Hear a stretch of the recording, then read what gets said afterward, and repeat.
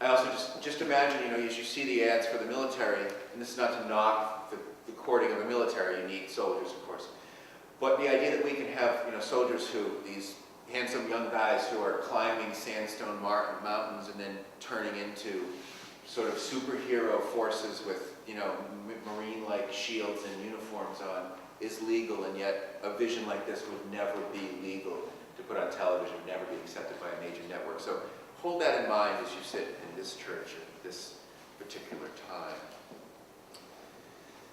Okay, General, so the figures we got I'm looking at here in all of our files say that we've lost about 4,500 or so in Iraq, and, you know, lost about 1,008 so far in Afghanistan.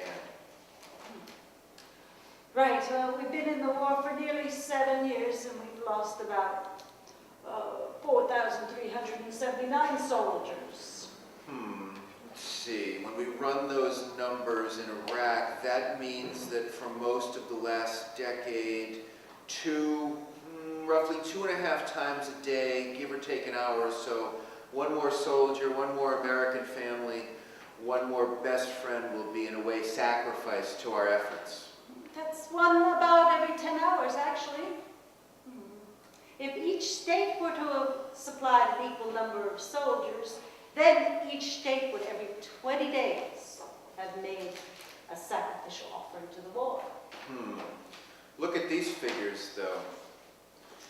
I think that shows, when we look at this, that's much less than in Vietnam or World War II. So couldn't we arguably say we're behind schedule, or at least within approachable margins? Oh, I suppose you're right. It is a little bit behind the estimated schedule of what we can have determined the public will stomach. But especially if we're going to restrict access to the caskets and use them at home. If we're going to go into orange alert too every now and again, that'll help keep our campaign alive and well, don't you think? Take a peek at these. Tell me what we're doing in terms of injuries. Well, I need exact data.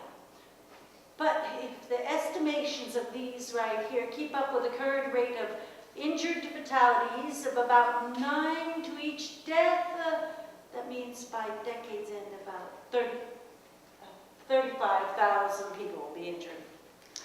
Now, that's not too far from an injury an hour.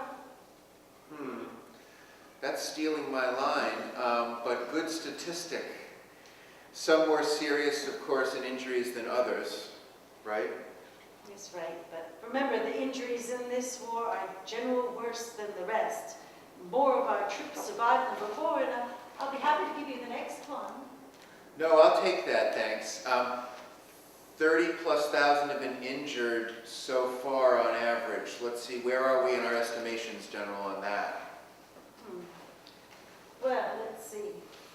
A little higher than expected, but clearly, in the public's eyes, quite affordable.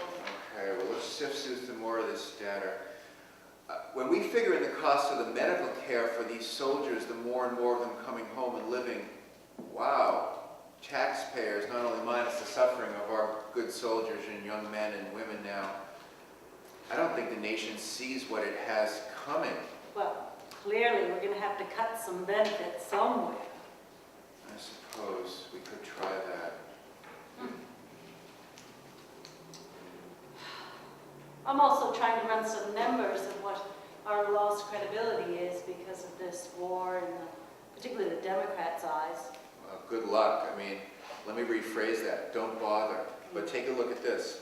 Look at the interest what we have when we figure in the debt money as to what this war is costing us in future interest payments. These numbers move at the monetary speed of light, General. How am I going to sell that? True enough. When I look at the monetary figures, I am seeing that we as a nation spend about $240 million a day on the war.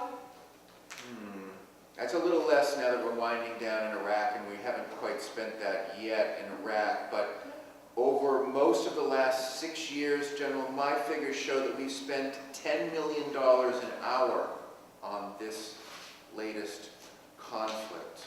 An hour, you say? 10 million an hour for most of the last decade, Wow. since 2003. Well, really quickly it gets to a place that, like, Carl Sagan would say, billions and billions of stars, and your eyes just glaze over with all the money we can make. I don't have any more space on the calculator, but as my business-minded immigrant father says, a billion here, a billion there. Pretty soon you're talking about some real money. Look at those numbers. Well, now remember, these numbers will be divided among 300 million citizens of the U.S. And even more so in the future generations. I think we can afford it. Those people aren't voting yet, General. I think we can afford it. Right. Thank you.